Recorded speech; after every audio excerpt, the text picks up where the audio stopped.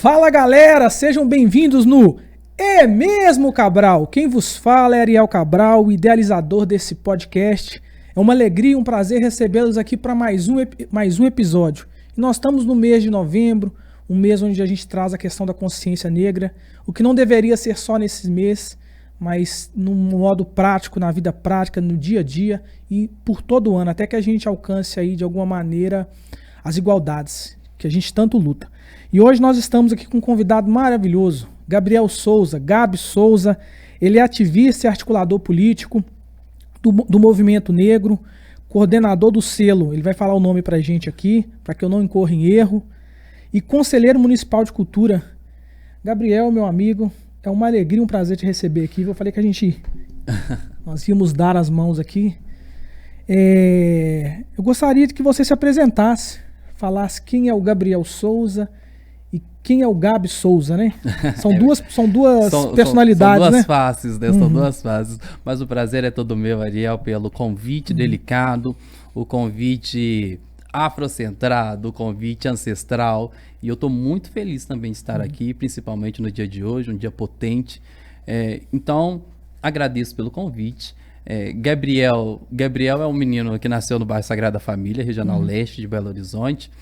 Ele é o irmão mais novo de 7 filhos, de uma mulher linda, empoderada, negra, chamada Nina Rose, minha mãe, a quem eu dedico toda a minha reverência e o meu respeito.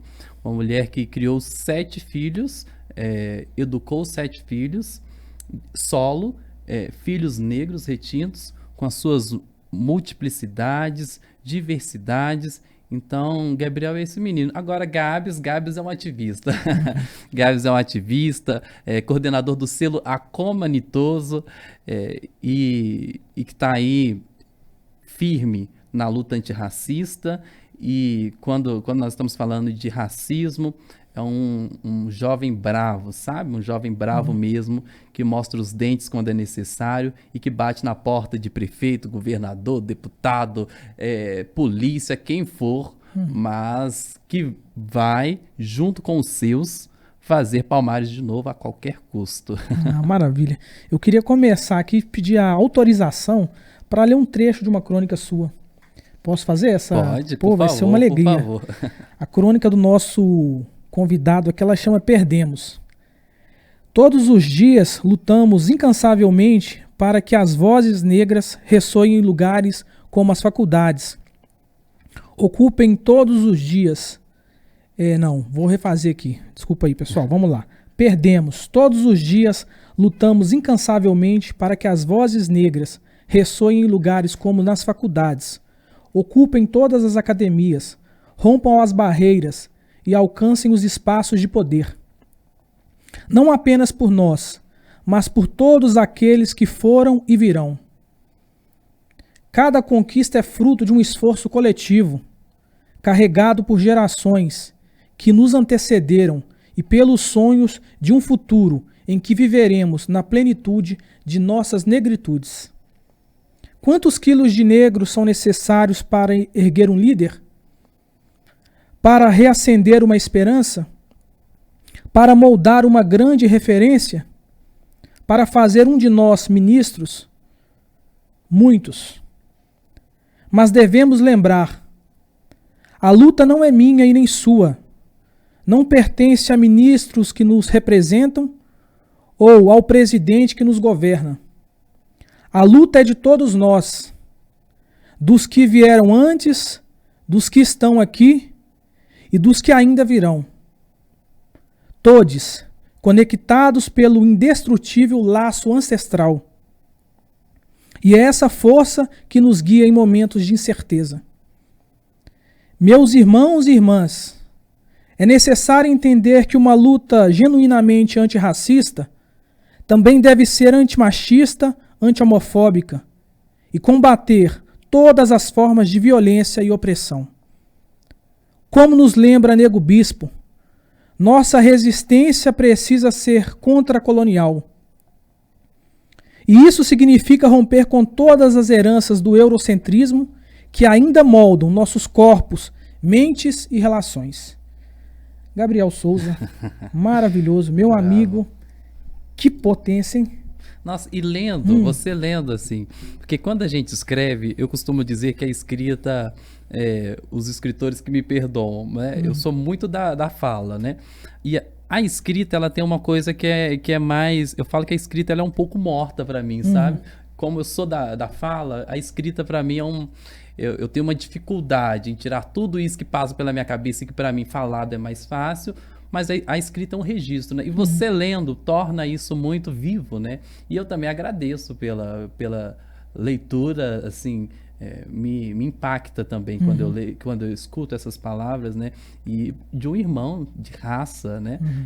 Eu acho que isso torna essas palavras um ideal que eu e você, como eu sempre coloco essa coisa do tempo, né? Do presente, do passado e do futuro. E é quando você lê, personificar isso, né? Uma luta de hoje, de ontem, mas também dos que virão. Então eu agradeço pela leitura. Não, maravilha. Eu tomei posse aqui, viu? É como se eu estivesse falando, como se fosse meu, né? Porque a luta é nossa, né? A luta é nossa. Meu amigo, é uma alegria te receber aqui. E a gente já vai para a introdução do nosso tema.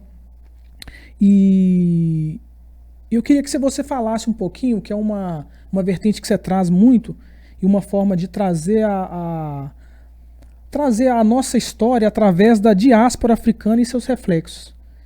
Você falou assim comigo, quando eu te perguntei assim, quais são os assuntos principais assim que você gosta de tratar? E você falou assim, não, diáspora africana.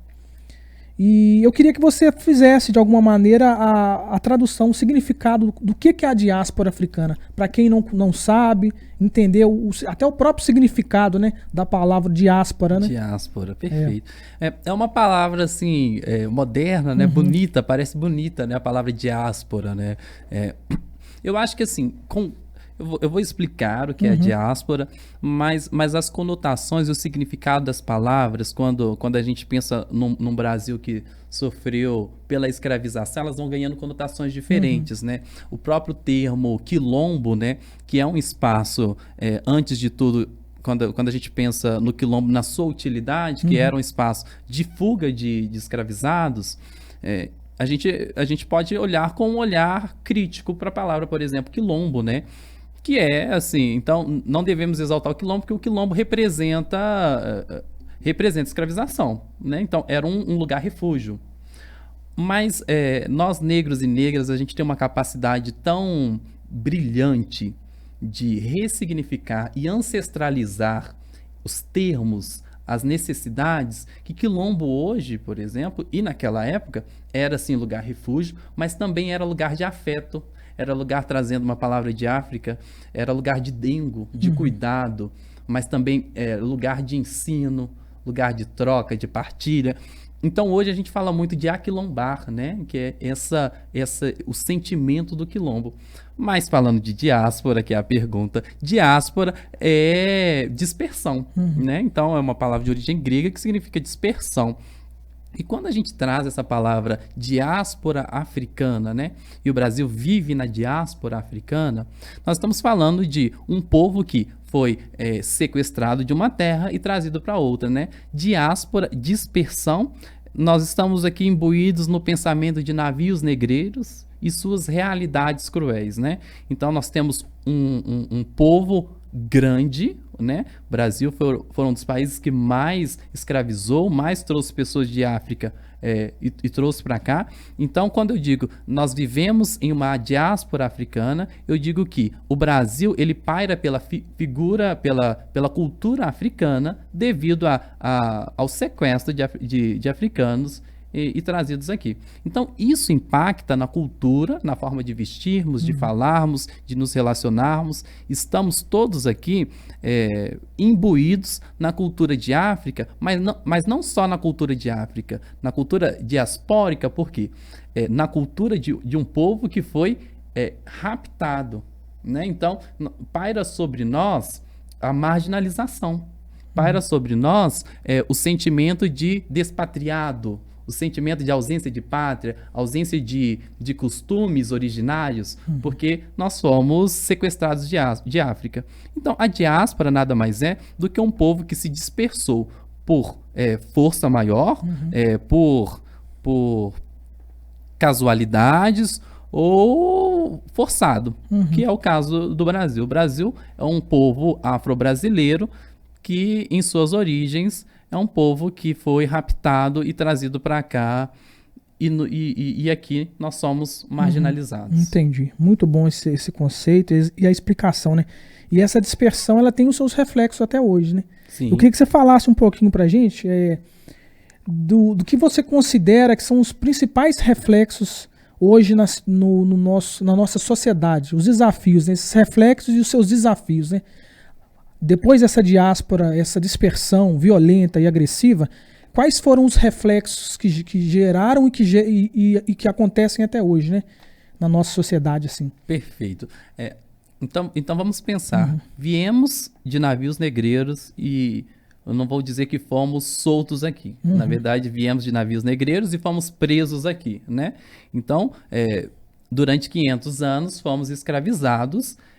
E depois, em um ato de suposta... Eu escrevo uma crônica que fala... que é do dia da abolição, que é... esqueci o nome da crônica, porque escrevo muito. Mas é uma suposta abolição, né? Que é a Lei Áurea, que é escrita por menos de 5 linhas, né? Então, estão livres. Eu trago esse resgate histórico para falar dos reflexos hoje, porque viemos de África... Fomos escravizados por 500 anos e depois somos supostamente libertos. Qual é a realidade desse povo depois que ele é liberto, que ele é livre, né? É uma marginalização completa. Então, esse povo é livre, entretanto, eles não têm onde morar, eles não têm o que comer, eles não têm o que a gente é muito precioso, herança. Eles não têm o que herdar, não têm como criar mecanismos para ter algo para que os próximos herdem, e eles não têm nem sequer, que é muito, muito precioso isso, sobrenome. Nós percebemos a nossa ancestralidade de maneira viva no nosso sobrenome. Então, quando eu penso em Souza Cruz, que é um sobrenome famoso, Bragança, que é a família real brasileira, né, que até hoje está aí, nós estamos pensando em sobrenomes e esse sobrenome nos conecta ao ancestral. Esse sobrenome te diz de onde você é, qual é o legado que você carrega. Nós, povo preto, nós somos negados os nossos sobrenomes, então a gente chega aqui e vira números, e vira posses, né? Então, esse de Souza, de não sei quem, de não sei quem. Então, eu passo a ter a herança da escravização e os seus reflexos. E, enfim, perco a identidade. Perco essa... O que vou herdar? O que vou passar para os próximos? E aí, nos derrama a marginalização. Quando você me pergunta qual é o reflexo da diáspora, o reflexo me fugiu uma palavra, mas o reflexo de nos trazer à África e nos colocar aqui é a ausência de herança, e essa ausência de herança não tenho casa, não tenho possibilidade de estudo, não tenho possibilidade do meu filho prosperar, mas na verdade eu tenho um destino já prescrito, né? Então, tudo bem, você está livre, mas você vai estar em subempregos. Você e os seus descendentes, né? Então, a sua possibilidade é A mais B, assim. Ou você vai estar em subempregos, em chão de fábrica, que não há problema algum, mas também não pode ser só isso. Então, quando você me pergunta qual é o reflexo, eu falo que nos presídios lotados de pessoas negras, né, no que Sueli Carneiro vai chamar de desigualdade racial, onde nós temos o embranquecimento das classes. Então, na classe A, majoritariamente branca, classe B majoritariamente branca, C começa ali uma coisa ou outra, e D preta, né? Então, que Sueli Carneiro vai chamar de desigualdade racial. Então, nós temos uma concentração de pessoas negras nas favelas, uma diminuição nas faculdades, uma diminuição nos cargos de poder e uma diminuição maior ainda nas representações, que é algo que a gente pode ficar aqui também um bom tempo falando. Não, maravilha, meu cara. É importante a gente entender esses reflexos, porque até para as pessoas que estão nos escutando, estão nos vendo, entender quais são os desafios, né, que a pessoa preta enfrenta na sociedade, né? Sim. Partindo desse pressuposto assim da diáspora africana, né, e essas questões, as questões da identidade, o que a gente traz assim de mais próximo assim dos nossos ancestrais no que tange a cultura, né? A nossa cultura hoje. Isso é Dispersando um pouquinho da ideia. Mas eu acho lindo isso, assim, porque eu falei que nos roubam o sobrenome, que é uma chave, o sobrenome é uma chave ancestral, assim, é uma chave rápida, assim, para você lembrar que você não veio do nada. Trazendo aqui Jurema Werneck, presidente da Anistia Internacional, ela fala assim, nossos passos vêm de longe. Eu acho essa frase tão linda, porque mostra que nós não estamos sozinhos, né? E a gente não fala de lugar nenhum. Ainda que o colonialismo nos force a pensar isso, que a gente fala de lugar nenhum, que a gente fala da chibata, né, do ex-escravizado ou do ex-escravo, que as pessoas, né, erroneamente colocam. Então, eu sou neto de escravo.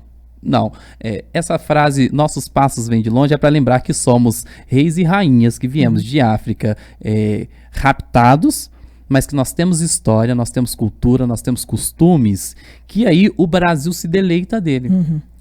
Ora não aceita, mas se deleita dos costumes de África, dos costumes que aqui nós vamos ressignificando.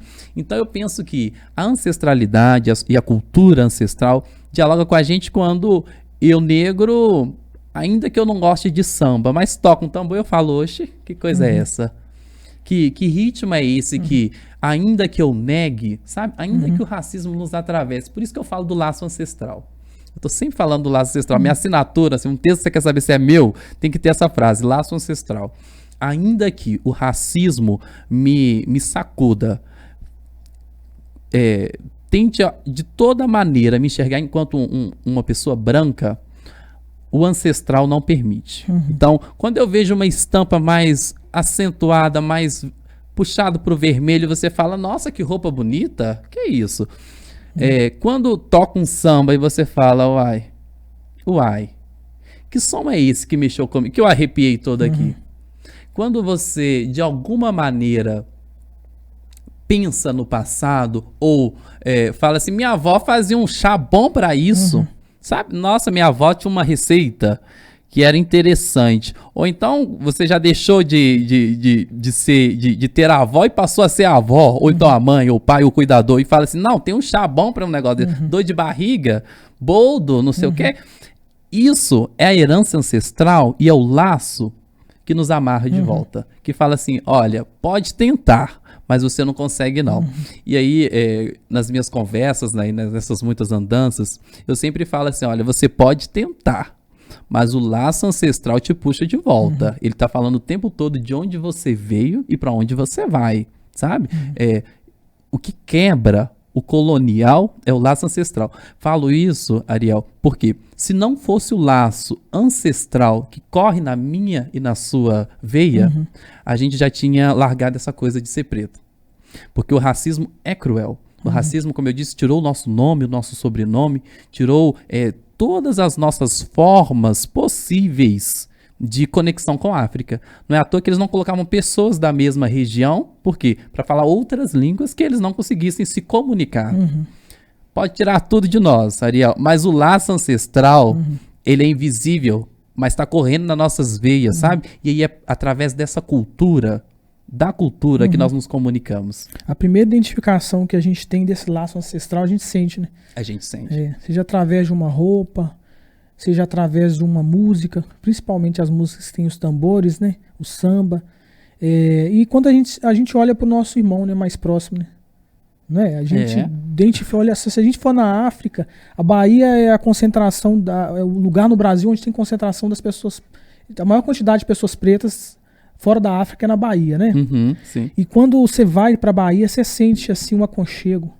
Quando tem reuniões, né, e eventos onde as pessoas pretas estão envolvidas, a gente sente aquele acolhimento, a gente se sente pertencente. E aí faz sentido isso que você falou. Eu tive agora, uns meses atrás, um Expo Favela. Eu senti muito em casa. Eu falei assim, não conheço ninguém, mas me sinto em casa. Me sinto em casa. E aí esse laço ancestral, que ele ele fala aqui, ó, ali você veio desses, esses são seus irmãos, são os que são parecidos com você. Eu estive no CRP, eu estive primeiro num congresso estudantil, há tempos atrás, alguns anos atrás, estive num congresso estudantil, e aí nós estávamos questionando muito com relação à saúde mental dos estudantes, universitários especificamente.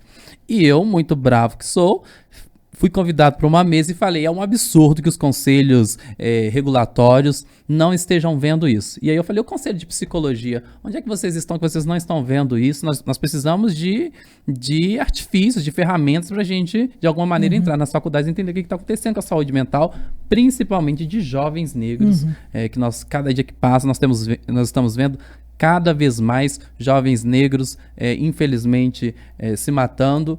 E aí a gente precisa de política pública para isso. E a gente precisa do conselho para isso, a gente precisa de psicólogos nas faculdades para entender isso. E aí eu falei assim, vou no conselho de psicologia fazer esse mesmo discurso lá. E fui, porque eu sou abusado. Fui no conselho de psicologia, cheguei lá, eu falei, o que é isso que está acontecendo aqui? Aí eu até aproveito para falar da Suelen, que é a presidente do conselho atualmente, que é uma mulher negra e que a sua vice-presidente também é negra, a Liliane, que são duas mulheres fantásticas. E aí eu vi tanta pessoa preta no conselho de psicologia, que não é um lugar muito favorecido para ter pessoas negras, né? Psicologia é uma profissão mais elitista ainda hoje, infelizmente.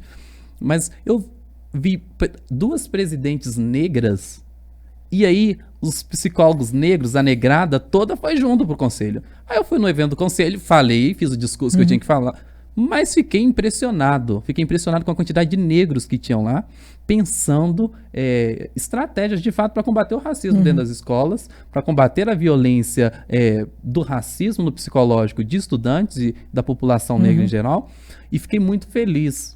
E, ao mesmo tempo, fui abraçado pela presidente. E aí eu falo com a Suelen sempre assim, eu falo, Suelen, você fez história, hein? Você fez do Conselho Regional de Psicologia em Minas Gerais, você fez um quilombo. E aí eu sempre fico muito emocionado quando a vejo, porque fazer um quilombo no Conselho de Psicologia é realmente histórico. Então, a gente se vê nos nossos, a gente fica feliz. Eu estava falando de característica, e é importante sempre falar que essa coisa do cabelo é muito marcante, né? Então, para nós negros e negras, você se verem com tranças ou com aquele black empoderado e falar assim, poxa vida, como eu tô bonito com esse meu cabelo, né? Isso é belo demais, isso é cultura. É a cultura. Você falou uma questão aí, e adentrando mais nessa questão da organização, do ativismo e da estratégia política, né? Que o Gabs é um ativista, né? Um ativista. E um articulador, né, político. Fala um pouquinho pra gente a importância do ativismo, independente se for na política, se for em outras vertentes, o importante da gente se entender como um homem negro, uma mulher negra, e a importância do ativismo, né? Você chegou a falar comigo ali fora a questão da importância da luta, né? De se precisar a gente mostra os dentes, se precisar a gente se posiciona. Fala um pouquinho pra gente, assim, essa visão sua em relação ao ativismo. É isso, assim, eu sempre coloco em qualquer coisa que eu vou falar, eu coloco assim, ativista tem que vir primeiro, eu brigo, eu falo assim, ativista tem que vir primeiro. E por quê? Porque é isso, assim, estamos sob um sistema racista, né? E eu acho que é importante aqui trazer o conceito do racismo estrutural sempre, né? Que vem muito dessa coisa da diáspora africana.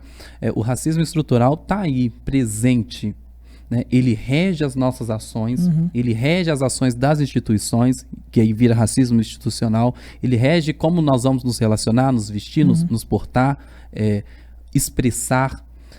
A luta antirracista, ela é importante porque só através da tensionada para o outro lado que a gente vence o racismo. Então, o racismo estrutural, ele paira pela naturalidade. Ele paira pelos costumes, pelo que nós já fazemos, né? Então, se tudo acontecer dentro da normalidade, o resultado é racista. Como que eu combato o racismo? Sendo, de fato, Angela Davis vai falar, né, que não basta não ser racista, tem que ser antirracista. E ser antirracista é ser um ativista. O que é um ativista? É dar um passo além. É falar assim, acordar todos os dias e falar como eu vou ser antirracista hoje. Para quem que eu vou... Qual é a referência negra que eu vou trazer? Isso é importante porque, e você fala de tornar negro, né, na sua pergunta, isso é importante porque eu tenho que pensar assim, quantos artistas negros eu vou ouvir? Né, eu tenho uma playlist no Spotify, qual que vai ser o artista negro que eu vou incluir nessa minha playlist de hoje? Qual é o podcast de uma pessoa negra que eu vou escutar? Qual é o programa de televisão? Qual é a série com protagonistas negros que eu vou assistir? Qual é o influencer ou o blogueiro, o que lá que seja que você tem nas redes sociais? Quais vão ser os que eu vou seguir? Isso para além de ser antirracismo, mas isso ajuda na formação individual de entender-se como negro ou de entender-se enquanto privilegiado, entender-se enquanto aliado da causa racial. O racismo, ele trabalha na subjetividade e através dessas pequenas coisas que precisamos também combatê-lo. Então, forçar a ter referências negras é fundamental na luta antirracista. Acho que a gente começa assim. E aí eu vou trazer um exemplo disso, que é importante. Eu falei de referências, que é um caso com a minha sobrinha, um caso recente, assim, de racismo. Ela tem uma colega que é branca, uma amiga que é branca, assim,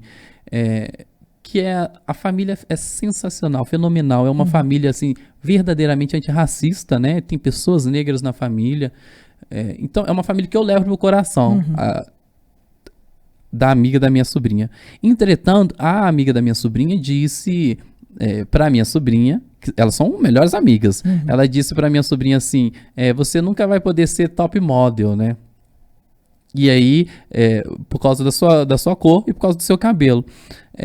E aí, é interessante que esta criança que disse isso, ela reproduz o racismo porque é natural. O racismo estrutural faz isso.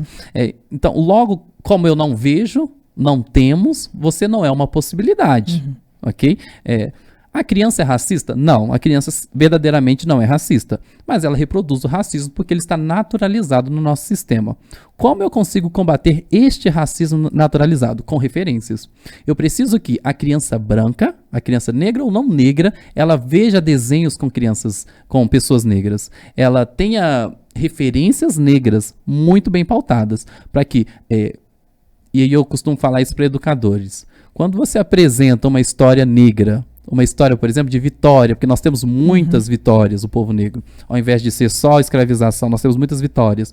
Quando eu apresento uma referência negra para uma criança não negra, eu apresento para ela novas existências, novas possibilidades de existência. Quando eu apresento para uma criança negra uma história de vitória, uma referência negra, eu apresento ela a existência dela. Eu apresento ela o ser. Eu apresento o ser e a outra eu apresento a possibilidade. É interessante isso, porque para uma eu estou falando, você existe. Olha como você é bonita. Olha como você é potente. Olha o que você pode ser. Você existe. Você existe. Olha para você. Olha como você é linda. Apresentando uma referência. Para outra eu estou falando, olha como é que a sua colega é bonita. Ela existe. Ela existe, ela é bonita, não é? Ela é potente, não é? Ela pode ser tantas coisas, não é? Assim como você. Então, essa é a importância da referência, mas a pergunta é da luta antirracista, e aí acordar todos os dias sendo antirracista é primeiro se pautar nas referências. Depois que você já está muito bem referenciado, é lutar, é sair, acordar todos os dias e falar como eu vou ser antirracista, sabe? Se você tem privilégios, entender como eu vou utilizar dos meus privilégios na luta antirracista, que é uma luta sua. Então, todo mundo que está nos ouvindo, a luta antirracista, ela é sua. Todos nós devemos ser ativistas contra o racismo. Todos nós devemos ser antirracistas. Então, como que eu vou utilizar dos meus privilégios na luta antirracista? Seja ele seguindo muitas pessoas negras, seja ele... indo em palestra, dando espaços de fala, ou até mesmo falando nos seus espaços temas como racismo estrutural, divulgando pessoas negras. Agora, seja você como pessoa negra, não se entenda quanto negro e sente, assim, tá tudo bem, tá tudo bem. Eu falo que ainda vivemos sobre o racismo. E aí qualquer pessoa negra hoje precisa de ser referência. Pessoas negras, isso é muito delicado, Ariel, porque pessoas negras têm que ser referência para criar existências. Então, quando eu me apresento enquanto ativista, quando eu me apresento enquanto articulador político, eu falo, eu vou ser referência para que os que virão entendam que eles são possibilidade de existência. Isso os nossos ancestrais fizeram e passam bastão para nós hoje. Então, todos os negros e negras precisam de ser referência. Precisam de, não quero não sei o que. Para com isso, para com essa bobagem. Você precisa de ser referência, sabe? Não estou aqui querendo dificultar a nossa vida, que já é difícil, sabe? Querendo colocar fardos que já são colocados. O peso do banzo já está aí para todos nós. Mas eu falo que se nós não somos referência, nós estamos matando existências. Porque pairamos sobre o racismo. Então, acorde todos os dias falando como eu vou ser referência hoje, como no meu trabalho as pessoas vão me entender enquanto antirracista. Chegou ali, chegou Gabriel, o antirracista. Isso é importante. Onde você estiver, que as pessoas te enxerguem enquanto antirracista, sabe? A pessoa que ninguém vai falar de racismo perto mesmo, não. Vamos ser tantos e tantos, que nós vamos mudar a estrutura. E aí se envolver na política, sim, que a política é o nosso lugar, é o nosso espaço. Toda vez que você vê uma mesa, uma bancada de pessoas, seja apresentando um trabalho, seja fazendo qualquer coisa, é você problematizar quantas pessoas negras tem ali. Se não tiver nenhuma, faça ter. Não é saia, levante e saia. Não. Faça ter pessoas negras ali. Se você estiver num restaurante e não tiver nenhum negro, problematize aquele restaurante. Chega na gerência e fala qual é o acesso para pessoas negras aqui. Sabe? Se não tem política, então pare de ir. Repudie aquele lugar. Porque aquele lugar colabora com o racismo estrutural. Se perceber e criticar. Porque tem muitos espaços que não tem pessoas negras. Muitos. Na sua empresa. Onde estão as pessoas negras na sua empresa? Teve um dia que uma professora estava mostrando um vídeo assim, quanto que essa empresa tem diversidade, né, pluralidade. E aí o quanto de pessoas negras tem na empresa. E aí é uma empresa bem bonitinha, em Paraná, sabe aquelas, como é que chama aquelas empresas modernas, startups? Startups, né? Não sei o que, todo mundo feliz. Olha como nós temos um espaço de lazer. Olha onde aqui você pode brincar, aqui você pode trazer seu cachorro. E aí o vídeo rodando assim, mostrando, né? E aí, enquanto rodava o vídeo mostrando a possibilidade de um trabalho bonito, as pessoas negras trabalhavam, né? Trabalhavam limpando o chão, tornando aqueles espaços de convivência realidade.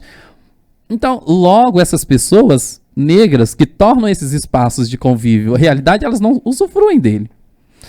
Você tem que problematizar onde estamos, sabe? Você tem que acordar todos os dias falando, hoje eu não vou dar ibope para a branquitude, hoje eu vou dar ibope para a pessoa negra, para a arte negra. Hoje eu não vou assistir uma peça de teatro, tá tudo bem você assistir peça de teatro, seja qual ela for, mas pelo menos um dia, priorize uma peça de teatro negra. Priorize um artista em ascensão negro. Isso verdadeiramente é ser antirracista. E envolver na política. É votar em pessoas negras, não é? Isso é importante. Votar em pessoas negras, desde a vereador, a deputado, a prefeito, governador, seja em qual escalão for. Votar em pessoas negras é um ato antirracista. E aí é isso, Ariel, é muitas coisas que dá pra fazer. Acho que se eu conseguir passar um pouquinho das coisas que dá pra fazer, mas é isso. Primeiro, se incomodar, e isso você ganha com a referência. Quanto mais você se referencia, mais você se incomoda com a ausência de corpos negros. E aí começa a criticar, começa a cobrar. Isso verdadeiramente é ser antirracista. A gente fala, você falou a questão da branquitude, né? Eu queria que você pudesse explicar um pouquinho esse termo. O que é a branquitude, né? E os seus privilégios, né? Até para a pessoa entender e poder, de maneira prática, desses diversos exemplos que você deu, colocar esse ativismo, né, de ser antirracista, né? antes de ser além do ativismo, ser antirracista, né? Sim. Que é o principal, entendeu? Sim. Na vida prática, no trabalho, no grupo de amigos, no churrasco, na padaria, onde a gente estiver, de que modo a gente... Se você explicou como a gente pode ser antirracista, mas a pessoa branca, né? Que goza de todos esses privilégios, né? Que a própria história deu a ela, a herança, né? A carga herança, né? De herança, seja ela financeira, seja ela de um nome, né? Sim. O que ela pode fazer de maneira prática? Mas explicando primeiramente o que é uma branquitude, né? Perfeito, Esse termo, branquitude. É importante falar que branquitude é um conceito. Porque quando eu falo que branquitude é um conceito, e aí nós que falamos da diáspora africana, a gente traz muito esse conceito branquitude, porque isso significa que branquitude não é uma pessoa, é um conceito. Logo, todo branco, toda vez que eu falo de branquitude, eu estou falando de todo branco? Não necessariamente. Branquitude é um conceito que é um guarda-chuva maior que está ocupado todas as facilidades de ser branco, todos os privilégios de ser branco. E aí a gente pode falar de pacto da branquitude, que é o pacto de se ajudarem mutuamente, né? Eu digo que nem é se ajudar, eu digo que é se fecharem mesmo, assim. Porque uma coisa é se ajudar, né? Se ajudar eu acho que possibilita ajudar a qualquer outro. Quando se fecha, né, a famosa panela, que no caso da branquitude é um panelão, né? Um panelão sistêmico ainda. Ele traz uma possibilidade de existir de um e de uma ausência de vida de outro, né? Um é humano, e o pacto da branquitude é muito isso. O humano, que Fanon vai criticar muito esse conceito, né? O conceito de humano, ele é um conceito posto.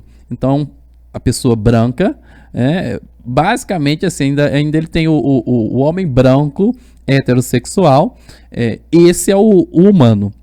O negro, ele é qualquer outra coisa, de menos humano. E o pacto da branquitude é isso, assim. Vamos fechar com um fechamento aqui. Nós, brancos, somos fechados. Então, logo, qualquer política, qualquer mecanismo é para nos favorecer. Esse pacto da branquitude, ou quando eu falo branquitude, são todas as insígnias dos privilégios. São todos os gozos de ser branco. Romper com a branquitude é romper com os privilégios. Mas você continua sendo privilegiado. Romper com os privilégios não significa que você não vai deixar de ser privilegiado enquanto uma pessoa branca. Mas é abster, ou pelo menos trazendo desses privilégios na luta antirracista. Então, quando eu digo branquitude, basicamente são todos os privilégios que uma pessoa branca tem. E aí, esta pessoa flerta com esses privilégios. Esta pessoa continua gerindo esse pacto, gerindo o conceito de branquitude. Então, quando eu critico branquitude, eu critico as pessoas que gozam com os privilégios de ser branco. Ser antirracista, uma pessoa branca antirracista, é uma pessoa que entende os privilégios e utiliza na causa antirracista. Deu para explicar? Deu, e eu queria que você trouxesse exemplos. Apesar de ser, eu queria que você reforçasse o que você já falou, mas especificamente para a pessoa branca, ela entender o lugar dela de privilégio, de um privilégio histórico, né? Uma herança histórica que ela já traz na vida de hoje. Porque eu já passei por algumas discussões onde essas pessoas, elas não acreditam que são privilegiadas e principalmente acreditam que a história é porque conta a nossa história, né? Você falou da diáspora africana, contam nas escolas, né? Apesar da lei, né, 10.639 de 2003, 21 anos já dessa lei já válida, né? E já a nossa história, a história do povo africano, ela é contada a partir da escravidão, da escravização do homem preto, do homem negro, da mulher negra, a violência. E ela não conta antes.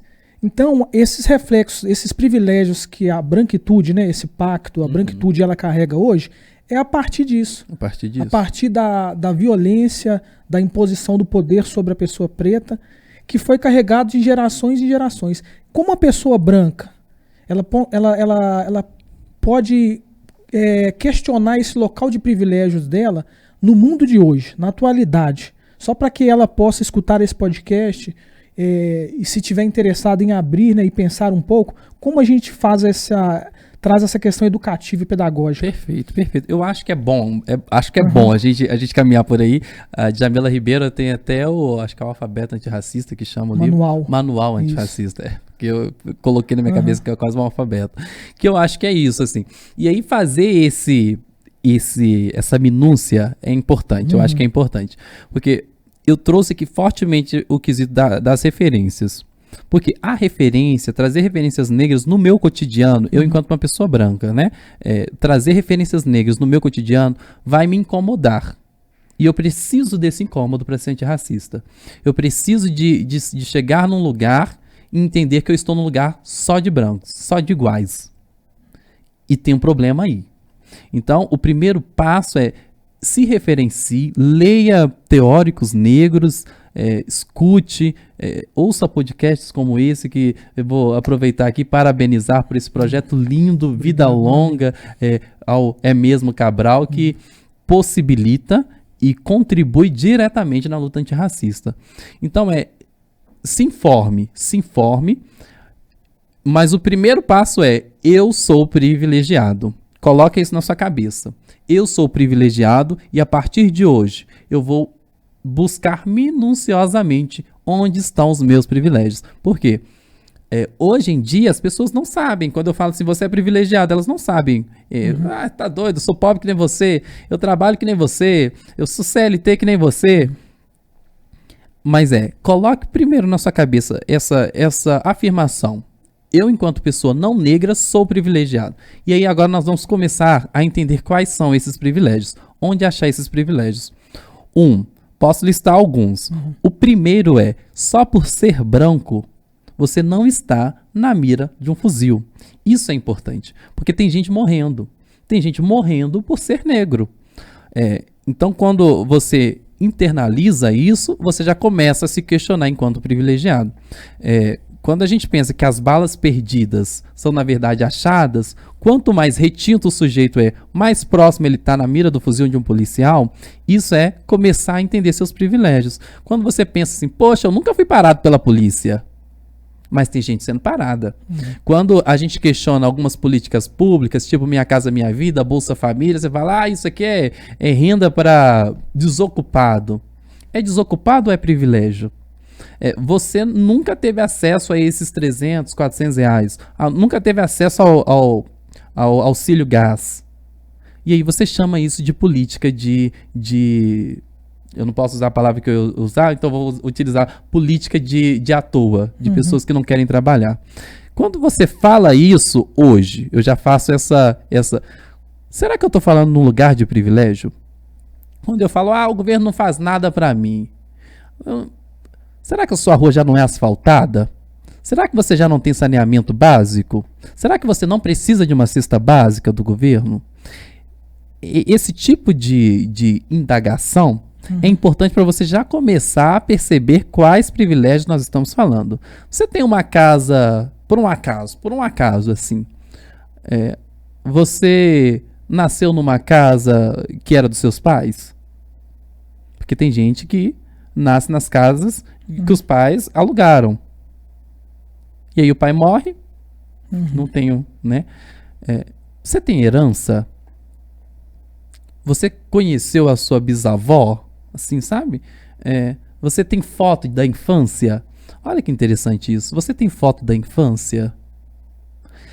Eu faço essas provocações todas para você, pessoa não negra, começar a perceber quais privilégios nós estamos falando. Porque o racismo é muito sutil. O racismo é muito sutil. E a construção desse sujeito numa sociedade racista, ele nos dá muitos privilégios que são sutis. Sua mãe, ela fez faculdade? Olha para você ver. Sua mãe, ela fez faculdade? Seu pai fez faculdade? Sim.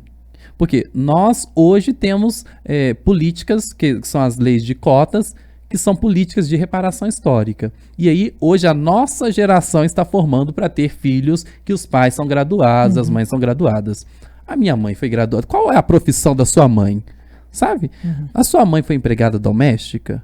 A sua mãe foi passadeira? Isso tudo vai nos provocando a entender quais privilégios eu estou falando. Porque quando eu tenho que concorrer eu tenho que concorrer com uma pessoa que teve do bom e do melhor, ou que teve alimentação básica a uma vaga num concurso público, eu já estou tendo um privilégio. Se eu já cheguei de carro na escola para fazer o concurso, eu já tenho que entender qual privilégio que eu estou falando, porque tem gente que não tem. Tem gente que senta no mesmo lugar que você para estudar, mas essa pessoa está com a barriga roncando. Então, isso vai ser a preocupação dela. Ela não tem fruta para comer em casa. Você come fruta, você come iogurte, você toma iogurte, você... Entender esses privilégios e colocar a luta antirracista, eu acho que é um próximo passo, sabe? Já listei aqui algumas provocações para a pessoa entender quais são esses privilégios. Agora, como colocar esses privilégios na luta antirracista?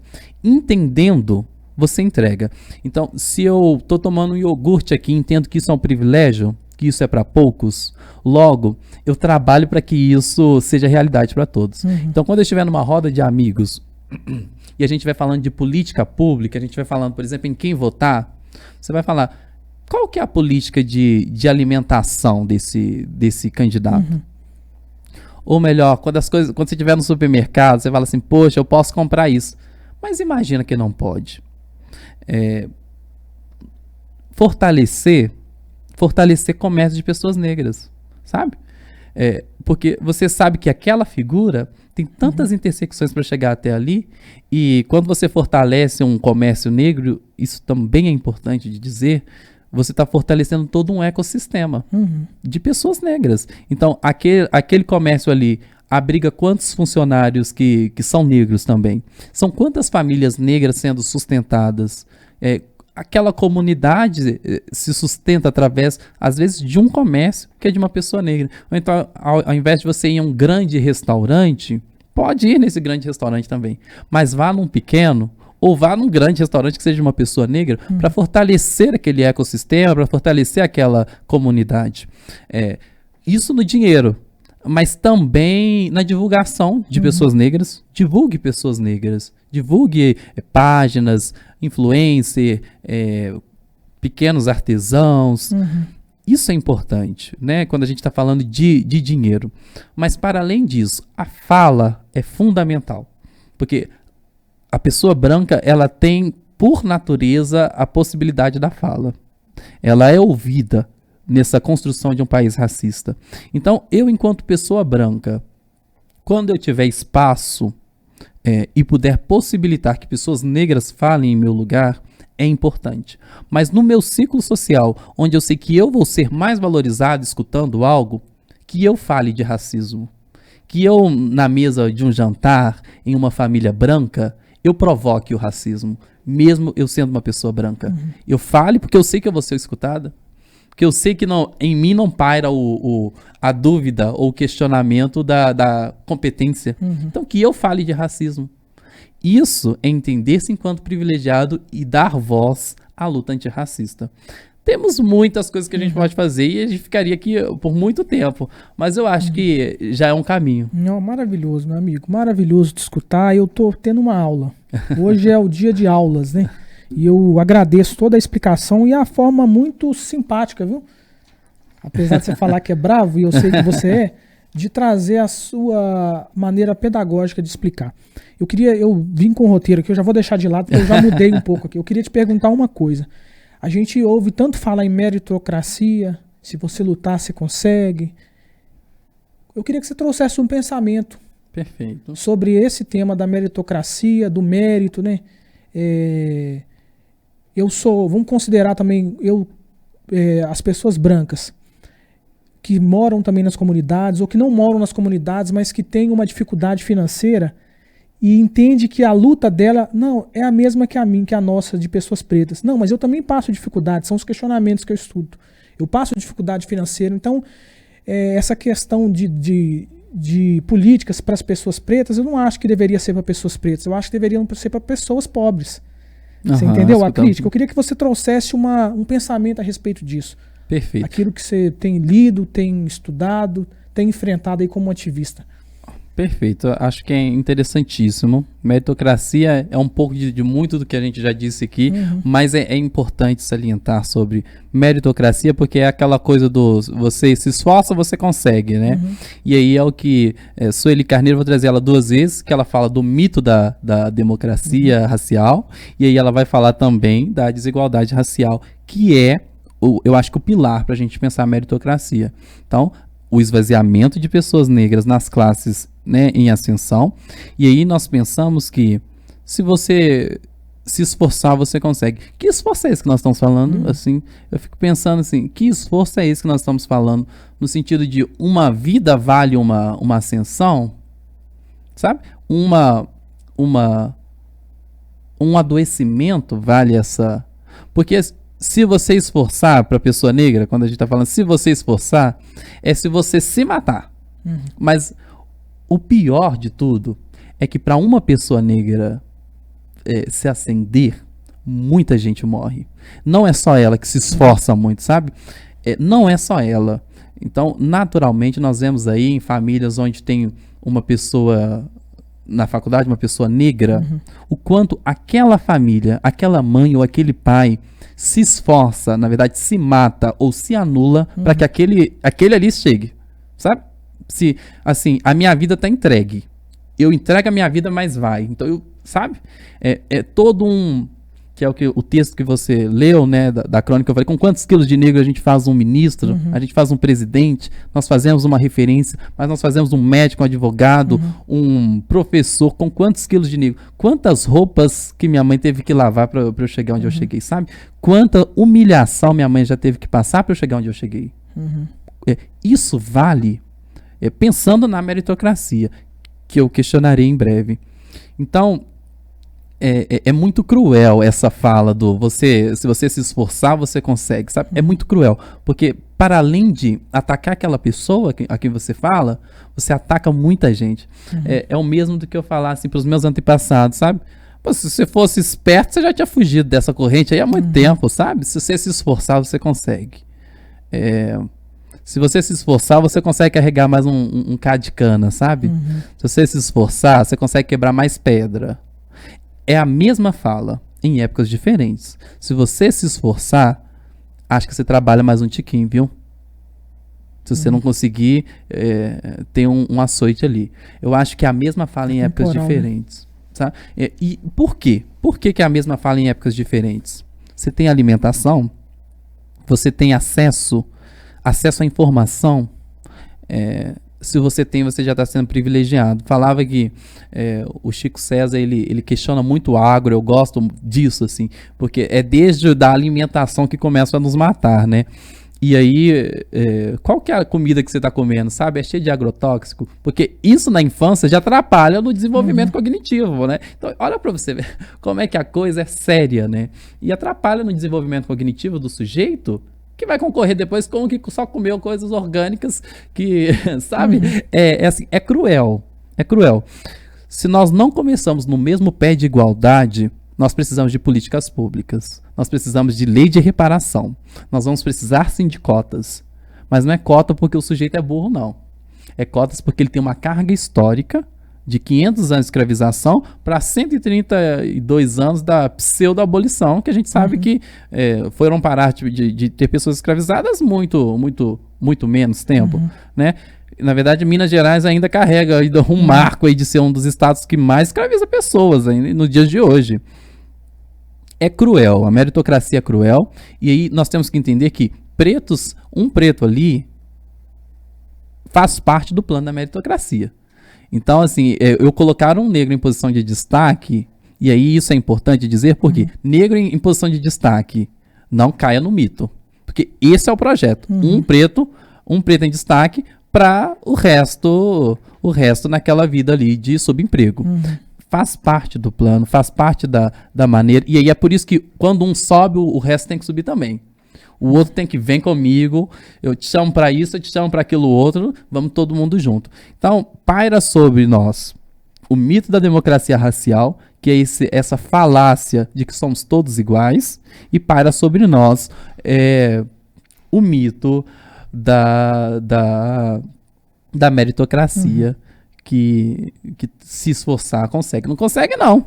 Tem muita gente que eu conheço que se esforça pra caramba e não consegue. Por quê? Assim, se esforçar, a gente conseguisse, minha mãe que trabalhou a vida inteira, hoje seria o quê? Rica. Rica. É. Seria, sabe? Maravilhosa ela já é. Sempre Maravilhosa foi. sempre foi. Agora, se esforçar, você consegue, cara. Muita gente que eu trabalho diariamente seriam as pessoas mais poderosas desse país. E não precisa ir longe, né? Não precisa Você ir olha longe. para dentro, você olha para dentro da sua casa, os seus irmãos, sua mãe. Você olha para os seus amigos. Você olha. E aí eu vou olhar para os meus. Eu olho para você, eu olho para sua mãe que eu conheço, os seus irmãos. Principalmente vai dos mais velhos. Sempre empreendendo. Léo, sua mãe. Todo mundo fazendo muita coisa. Sua irmã que eu estudei, nós estudamos na mesma época, eu e Suelen. Então, quando a gente escuta isso, é só você dar o seu melhor, é só você fazer, trabalhar muito, que você vai alcançar. A gente esbarra com uma carga histórica, né, de 500 Sim. anos de escravização. Com a pseudo-abolição, que a gente carrega toda a carga, né, financeira, emocional, de igualdade, que isso veio nos açoitando de alguma maneira. Sim. E entrando aproveitando a sua vinda aqui, e eu já vou deixar em aberto aqui o canal para você voltar quando você puder, e eu quero que você volte, porque a partir de hoje eu já vislumbrei outros assuntos para a gente poder conversar. A gente escuta também na sociedade, e eu estou aqui representando a sociedade, Que bom, que bom. e quero que você critique essa fala de maneira elucidativa, brava, mas com muito conhecimento. Uma fala muito fundamentada. Cota é esmola? Por que cota não deveria ser para pessoas pobres? Por que cotas... O que é reparação histórica? Por que cota é uma ação afirmativa? Entendeu? Quero que você, sobre tudo isso que eu falei, que façam algumas explicações. Olha, aí. eu vou permitir, eu não sei se pode, vou quebrar o protocolo. Eu vou permitir, vou pedir para que eu leia um trecho de uma música que é justamente porque eu acho que ela fala de maneira mais precisa sobre isso. Eu depois explico. Não é a da Bia, não, né? Ah, é um texto, né? Não, eu acho que é essa mesmo que você está falando. Eu preciso de ler porque um trecho. A música é cota, não é esmola. Da Bia Ferreira, é essa mesmo. E aí, eu tenho a tela de pronto aqui, porque eu sempre uso, quando falam que cota é esmola, eu fico possesso. Aí eu falo assim, olha, eu vou ler um trecho de uma música pra você. Bia, eu faço pequenas adaptações aqui, mas é literal aqui. Existe muita coisa que não te disseram na escola. Opressão, humilhação e preconceito. Desde pequena fazendo corre para ajudar os pais. Cuida de criança, limpa a casa e outras coisas mais. Deu meio-dia, toma banho, vai para a escola a pé.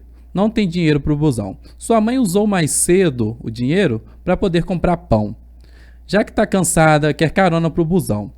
Mas como é preta, pobre, o motorista grita não. E essa é só a primeira porta que se fecha. Não tem busão, já está cansada, mas se apressa. Chegando na escola, outra porta se fecha. Você demorou. Não vai entrar na aula de história. Espera, senta aí, que já dá 1 hora. Espera mais um pouco e entra na segunda aula. Vê se não atrasa de novo, viu? A diretora fala. Chega na sala, agora o sono vem batendo. E ela não vai dormir. Devagarinho vai aprendendo que se a passagem é R$3,80 e você tem R$3 na mão, ela te interrompe. Ela interrompe e a professora diz, então não vai ter pão. E os amigos que riem dela todo dia, riem mais e a humilham. O que você faria? Ela cansou da humilhação e não quer mais ir para a escola. E o Natal ela chorou porque não ganhou uma bola. O tempo foi passando e ela foi crescendo. Agora lá na rua, ela é a preta do sovaco fedorento. E que alisa o cabelo para se sentir aceita, mas não adianta nada. Todo mundo a rejeita. Agora ela cresceu, quer muito estudar. Terminar a escola, a apostila, ainda tem vestibular. Vai pagar a faculdade porque preto e pobre não vai para a USP. Foi o que disseram a professora, que ensinava lá na escola, que todos são iguais e que cota é esmola. Cansada de esmola e sem o dinheiro da faculdade, ela ainda acorda cedo e limpa 3 AP no centro da cidade. Experimenta nascer preto, pobre na comunidade. Você vai ver como são diferentes as oportunidades. E nem venha me dizer que isso é vitimismo. Não bota a culpa em mim para encobrir o seu racismo. Bia é cirúrgica, né? É cirúrgica. Eu falo assim, sempre leio esse trecho e vou me arrepiando, assim, toda vez que eu vou lendo o trecho, sabe? Eu acho que essa é a expressão da política de cotas, nós falamos aqui dos privilégios. Bia é muito delicada nesse texto, porque ela escancara os privilégios da branquitude, ela escancara o racismo que pessoas negras, pobres e de favela precisam de viver diariamente em uma realidade brutal. Ela fala a respeito do ônibus, ela fala a respeito da alimentação e ela fala a respeito da aceitação, né? Essa realidade de cotas é muito real. É isso que acontece. É isso que acontece, sabe, Ariel? Assim, é essa dificuldade que o nosso povo ainda vem enfrentando. Para estudar ensino básico, essas crianças enfrentam isso que Bia diz. Enfrentam a ausência de alimentação, ausência de transporte, de acessibilidade, de aceitação de imagem. Sabe? Eu sofri racismo na escola. Eu não fui aceito por muitos anos na escola. Então, e não venha me dizer que isso é vitimismo. Não venha me dizer que isso é vitimismo. Se indague. Se você acha que isso é vitimismo, se indague nos seus privilégios. E se, de alguma maneira, se reveja e aveja o seu racismo. Eu acho que Bia é cirúrgica. E aí eu convido a todos a escutarem a música de Bia Ferreiro, Cota não é esmola. Acho que chama assim mesmo, Cota não é esmola. Gabriel, respondi nessa lendo o trecho. Sensacional. E eu fui arrepiando à medida que você foi declamando, né? Esse grito, né? Que Bia dá, né? De coragem e de força. Eu lembrei das minhas irmãs, sabe? Porque minha irmã toca essa música, inclusive numa peça que ela tem, ela faz essa adaptação. Meu amigo, chegamos ao final do É Mesmo Cabral. Se tivesse plateia... E eu, assim, hoje foi um dos episódios que eu fiquei como um aluno, sabe? Normalmente eu sempre fico nessa condição, e é sincero. Mas hoje eu pouco intervi, porque eu tinha mais para escutar, representar na sociedade. Me coloquei no lugar de escuta ativa. E agradeço a maneira cirúrgica de falar, a maneira elegante. Você é um cara, um ser muito elegante, um vocabulário muito rico, isso é muito bom. Eu gosto de ver pessoas pretas assim, sabe? Também, com esse vocabulário, com essa articulação, com esse olhar. O seu olhar e a sua fala é como se fosse uma flecha, entendeu? Ela acerta. Então, É Mesmo Cabral é um espaço para você, para convidados que você queira nos indicar, fazer essa ponte. E para encerrar, do meu coração, foi muito boa a sua vinda aqui e ter escutado isso tudo. Eu queria que você deixasse, de tudo isso que você já falou, uma mensagem para o nosso público. Para os seus sobrinhos, para os lugares onde você vai e precisa entregar uma mensagem. Deixa uma mensagem que ela vai ser atemporal. Mensagem atemporal... É assim, quando eu falo de atemporal, eu falo de laço ancestral, sempre. E aí, eu venho sempre falando mais para pessoas negras, sabe? E a minha mensagem é para as pessoas negras mesmo. Não adianta fugir do que é nosso. Assim, fomos nós quem construímos esse país. E tá no nosso sangue, sabe? O ser negro está no nosso sangue. E eu acho que aproveitar esse 20 de novembro para falar que 20 de novembro, o dia da conscientização, né, não é um dia de letramento racial. Não é um dia para você falar para a pessoa branca que ela deve ter um comportamento antirracista somente. No dia 20 de novembro, é um dia que você olha no espelho e se deleita com a sua beleza negra. Você olha no espelho e fala assim, que bom que eu nasci preto. Que bom que eu sou os meus ancestrais e que eu sou o sonho dos meus ancestrais. Que eu tenho este cabelo. Olha que cabelo lindo. Ainda que você não fale com tanta convicção, no dia 20 de novembro, olhe no espelho e se veja bonito. Mas não só se veja, força um pouquinho as vistas e veja os seus ancestrais, sabe? Aqueles que te trouxeram até aí, onde você está hoje. Que às vezes não é um lugar não é um lugar tão bom, mas olhe para os seus ancestrais através de você e brinde a sua negritude. Brinde a sua negritude com todas as forças que puder. Abrace os seus parentes, os seus irmãos e irmãs e festeje o laço ancestral que nos trouxe até aqui e vai nos levar para muito longe. Se Palmares não existe mais, meu amigo, nós faremos Palmares de novo. E é essa a mensagem que eu deixo. Nossa, maravilhoso, meu amigo. Mais uma vez, uma alegria te receber aqui. Um prazer também. Eu que agradeço. Pô, eu tô assim, muito animado, viu? Tô arrepiado aqui com tudo isso e volte sempre, tá bom, meu amigo? Voltarei. Deixa sua rede social aí para as pessoas que Por quiserem te encontrar. favor. Eu costumo dizer que ser antirracista também é seguir pessoas negras. E eu sou uma pessoa negra que estou nas redes sociais, então fica aí o convite. Deixa o arroba do selo também. Ó, o meu pessoal é Gabs, G-A-B-S, ponto de Souza com Z. Gabs.de-Souza. Vai estar na descrição do vídeo aqui. Isso, vai estar? Então Vai tá bom. tem que E tá. do selo é o selo Acoma Nitoso, se não me engano, é Acoma. O do Acoma, como é difícil, eu vou Aqui, ó. deixar ou na descrição. Tem o arroba aqui? Tem, ué. Você Mas é bom deixar na descrição que é difícil. Ó. Acoma Nitoso Unificado, que é o arroba, mas é AKOMANTOSO Unificado. E aí, segue a gente lá. O Acoma Nitoso é um selo que está fazendo política pelo Brasil inteiro aí e é potência. E final do mês você tá em vários lugares, né? Estou em vários lugares. Eu estou dia 22, Academia Mineira de Letras, para o primeiro colóquio Encruzilhadas Culturais. Nós vamos enegrecer a academia aí de maneira histórica.